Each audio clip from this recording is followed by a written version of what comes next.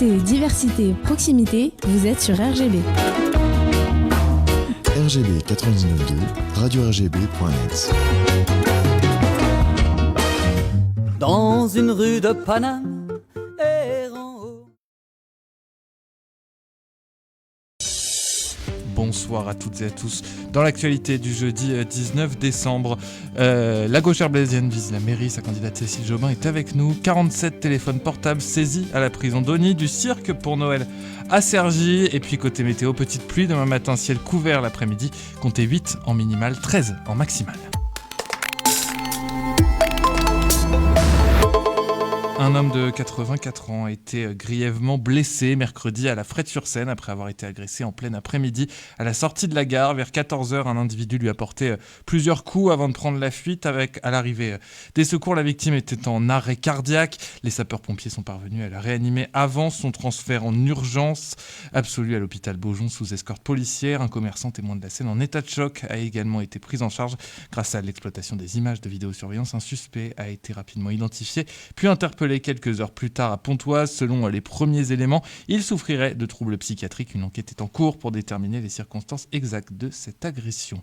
Une femme de 30 ans, mère de 5 enfants, s'est suicidée en se jetant par la fenêtre d'un appartement situé au 4e étage d'un immeuble de l'avenue de la division Leclerc, mardi à Montmorency. Selon le maire de la commune, Maxime Taury, la victime tenait dans ses bras son nourrisson de 3 mois au moment des faits. La voisine depuis l'appartement de laquelle la femme s'est défenestrée est parvenue à rattraper le bébé, lui sauvant la vie. Une enquête est en cours pour déterminer les circonstances de ce drame.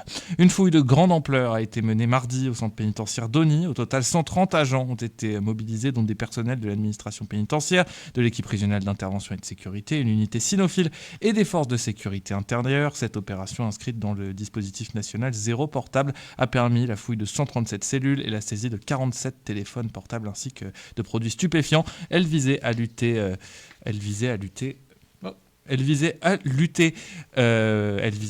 j'ai pas la suite de ma phrase, je ne sais pas pourquoi, j'ai eu un petit problème d'imprimante. C'est un journal compliqué aujourd'hui. Elle accueille actuellement près de 1000 détenus sur un taux d'occupation supérieur à 180%. La CGT dénonce des entraves à la liberté syndicale à la mairie de Bessancourt. Son secrétaire général des agents territoriaux, Julien Blondeau, affirme subir depuis avril des discriminations liées à son activité syndicale.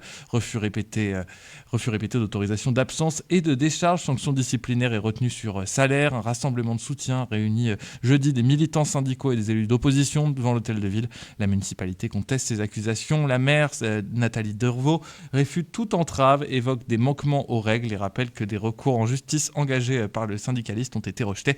Des discussions doivent reprendre en janvier pour tenter d'apaiser le conflit. Une centaine de personnes issues de la communauté des gens du voyage ont manifesté vendredi à Deuil-la-Barre pour soutenir la famille François. Les manifestants dénoncent la pose de blocs de béton empêchant l'accès à un terrain privé de la rue Bourgeois où sont installées 3 caravanes et accusent la municipalité de ne pas respecter des décisions de justice ordonnant leur retrait. La ville affirme agir dans le cadre de la loi, invoquant des contraintes d'urbanisme et des risques pour la sécurité dans cette zone naturelle protégée. Malgré 2 injonctions judiciaires sorties d'une astreinte financière, les équipements sont restés en place tandis que cette commune a engagé des recours et des procédures contre les installations jugées illégales.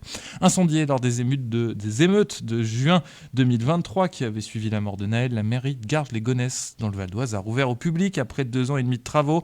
L'hôtel de ville, gravement endommagé par un incendie dans la nuit du 28 au 29 juin 2023, a été entièrement décontaminé et reconstruit afin d'assurer la sécurité du public dans de meilleures conditions de travail pour les agents municipaux. Les travaux ont notamment porté sur la réfection des locaux, des réseaux techniques, du salon d'honneur et d'une partie de la façade. Le bâtiment, qui accueille près de 150 agents et élus, a officiellement été inauguré samedi. À Herblay, la gauche s'organise pour prendre la mairie gérée par la droite depuis 2001. Bonsoir Cécile Jobin. Bonsoir Théo Guiton. Bienvenue sur RGB. Et oui, c'est toujours bizarre, on dit toujours le nom de la personne. Quand c'est votre première radio, il faut le dire, je pense que c'est important de le dire aussi. Vous êtes conseillère municipale d'opposition de la ville, vous portez Herblay demain, que vous présentez comme une union des forces de gauche et citoyennes. C'est ce que vous dites dans un article qui est paru chez nos confrères de la Gazette. La gauche, aujourd'hui, à Herblay, c'est quoi et c'est qui, concrètement ?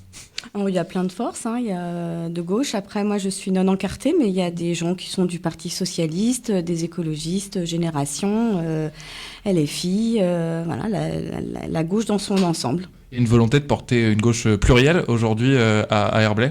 Voilà, on est tout à fait dans le NFP, comme notre député Emmanuel Morel, qui a aussi animé cette dynamique à Herblay. Alors, Herblay, on l'a dit, c'est une ville qui est gérée par la droite depuis 2001. Est-ce que vous pensez aujourd'hui que c'est la période mûre pour la gauche d'arriver, puisque j'imagine qu'entre 2001 et maintenant, il y a eu du changement, évidemment.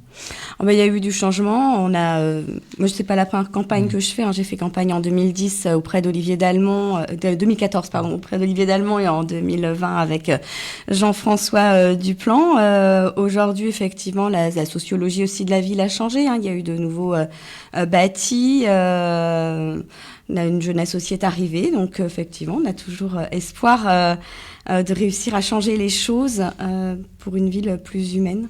S'il y avait des grands projets aujourd'hui qui vous parlent et qui seraient les éléments fondateurs de cette liste, ce serait quoi ? Déjà, il y aurait la création d'une maison des solidarités. Je pense que c'est important aussi d'avoir aujourd'hui un accès équitable aux droits pour l'ensemble des Herblésiens. Travailler aussi au niveau du logement. Il y a 8,3% de logements vacants actuellement à Herblay. La moyenne dans le Val d'Oise est de 6%. Il est important de réfléchir et de comprendre et d'agir en fait avec les propriétaires et les bailleurs pour que ces logements inoccupés puissent devenir un logement pour les citoyens. Dans les autres grands principes, la création également d'un centre médical municipal. La santé, c'est important. Aujourd'hui, dans toutes les communes du Val d'Oise et j'ai envie de dire en France, le recrutement de médecins est compliqué et offrir une alternative avec des médecins employés par la ville semble une bonne alternative. Porter une liste citoyenne, vous l'avez dit, il y a de la concertation avec les habitants dans tout ça ? Oui, bien entendu.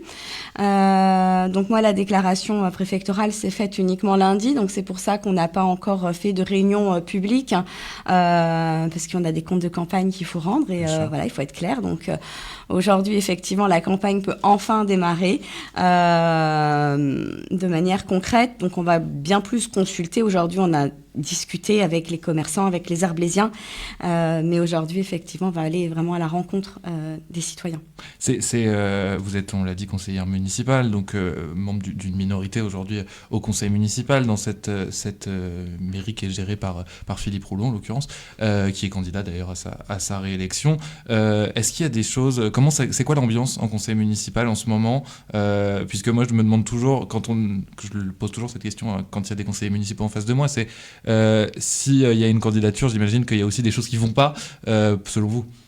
Oui, bien sûr. Après, on a un conseil municipal qui est quand même assez, je dirais pas assez agréable. Il y a du dialogue, il y a de l'écoute.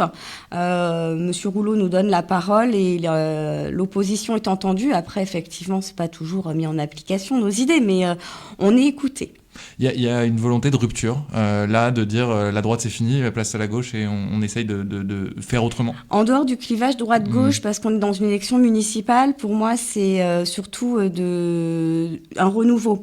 Effectivement, Monsieur Rouleau est candidat à sa réélection, c'est son 2e mandat. Peut-être que c'est bien aussi de changer, d'avoir une alternative et de pouvoir aussi montrer un peu plus sereinement les choses, autrement. Vous disiez pas de clivage partisan, il y en a quand même un en réalité, puisqu'on dit pas de clivage partisan, mais aujourd'hui il y a un clivage gauche-droite qui est évident, on le voit dans toutes les villes du Val d'Oise entre autres. Après, on a forcément une couleur politique. On est beaucoup plus tourné, c'est sûr, vers le social, la culture, l'écologie. Mais en attendant, la tranquillité ou la sécurité publique a toute son importance aussi. Je pense que la grande différence aujourd'hui sur ma candidature, c'est que nous souhaitons vraiment de la concertation avec les Herblésiens et de la communication aujourd'hui qui est quand même en sens assez unique. Et cette communication... elle peut passer aussi via des référendums ou des concertations. Aujourd'hui, on a des concertations à Herblay où il y a 100 personnes qui ont été concertées et on imagine que c'est suffisant sur une ville de 32 000 habitants. Je pense qu'on peut faire mieux si, en termes de communication, déjà la concertation de base, on arrive à avoir au moins 15 000 habitants qui s'expriment sur leur sujet. Il y a un enjeu aussi sur la concertation, on en entend beaucoup parler, c'est des sujets qui reviennent récemment. Pour vous, c'est vraiment le point central aujourd'hui, c'est l'écoute des habitants au plus près des besoins. Oui. En s'interdisant aucun sujet. Tout à fait. Je pense que peu importe le clivage droite-gauche, la concertation, tout le monde peut être écouté et entendu. L'important, c'est de trouver des compromis. C'est comme au travail. On va manager une équipe, il y a des gens qui vont être d'accord, des gens qui ne vont pas être d'accord, mais on va essayer de trouver le compromis qui fait que tout le monde se rassemble et avance. De qui elle se compose votre liste aujourd'hui ? C'est qui les gens autour de vous qui candidatent ? Parce que ça reste une liste quand même.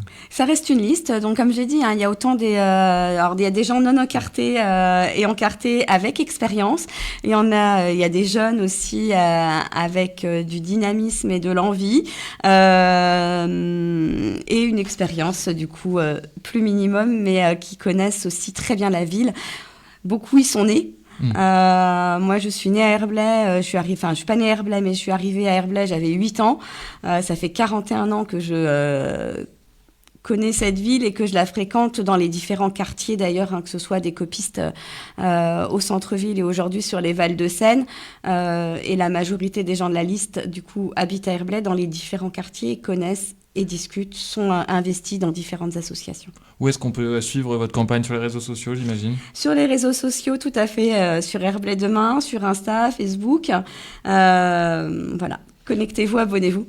Merci beaucoup Cécile Jobin d'avoir été avec nous, candidate pour la liste Herblay Demain. La gauche divisée cette fois-ci à Conflans-Sainte-Honorine. L'écologiste Raphaël Prats mènera une liste de gauche aux élections municipales. Tête de liste de Conflans naturellement, il succède à Gaël Calonnec qui conduisait la liste Ici Conflans en 2014 et 2020, conseiller municipal d'opposition et membre des écologistes. Raphaël Prats présente une liste citoyenne se revendiquant humaniste, écologiste et pragmatiste, distincte de celle portée par le PS et le PCF. Parmi les priorités annoncées figurent la revégétalisation de la ville, le soutien au commerce de proximité, le renforcement de la police municipale, la création d'une cuisine municipale et de nouveaux équipements pour la jeunesse. À Cergy, la tour Engie va faire l'objet d'une vaste réhabilitation après la signature hier de l'acte de vente entre Engie et le promoteur Link City. Ce bâtiment emblématique du grand centre, haut de 85 mètres et plus grand immeuble du Val d'Oise, sera transformé à partir de janvier 2026 pour une livraison prévue en 2027. Le projet prévoit l'écrêtage de 4 étages afin de sortir du statut d'immeuble de grande hauteur, la création d'une résidence étudiante de 161 logements. On en manque à Cergy, de bureaux, d'espaces de formation, d'équipements ouverts au public et de commerce en rez-de-chaussée.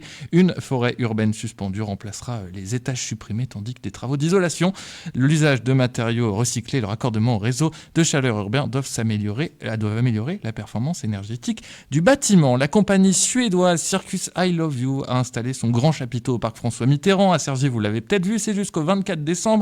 Elle y présente I Love You 2, un spectacle de cirque contemporain mélangeant acrobatie, musique live et mise en scène autour du thème de l'amour, trapèze main à main, funambulisme et voltige rythme ce spectacle tout public, accessible dès 3 ans. Les représentations se déroulent jusqu'à Noël avec des tarifs allant de 8 à 25 €. Pour réserver, c'est sur point-commun.com. C'est la fin de ce journal. Merci à Damien Gissa, à la technique évidemment. Prochain rendez-vous d'information demain à 18h et ce sera le dernier de l'année sur le 99.2 FM et sur radio-rgb.net, en podcast sur toutes les plateformes de streaming.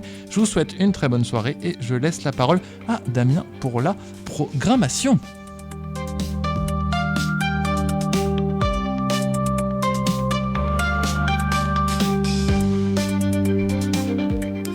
Merci Théo pour le journal d'information locale. Alors, pour ce soir sur les antennes de RGB, sur sa fréquence, le 99.2 FM, vous aurez droit à une soirée musicale complètement éclectique, puisque nous sommes dans notre jeudi des deux Claude. Voilà, le fameux jeudi des deux Claude, où on commencera avec, à 20h, Claude Razer-Cariazar, Claudaire, qui vous embarque dans Password Jazz, avec toutes les musiques du monde et du jazz, bien évidemment. À 21h, c'est Claude Lange, comme chaque jeudi, qui vous donne rendez-vous pour une libre antenne à la sauce antillaise à souhait. Enfin, de minuit à 3h, rendez-vous avec la session de rattrapage de Cocktail Rare Groove, que vous retrouvez en direct le samedi après-midi de 16h à 19h. DJ Badem, DJ As et Pat Ladimam sont au platine pour cette session de rattrapage de Cocktail Ragroove de minuit jusqu'à 3h du matin. Très bonne soirée sur l'antenne de RGB sur le 99.2 FM ou encore sans limite, sans frontières en streaming sur radio-rgb.net et sur les applications pour mobile, les radios associatives, Radio Player et plein d'autres. RGB, c'est en direct de Cergy-Pontoise et sur tout le Val d'Oise et plus encore.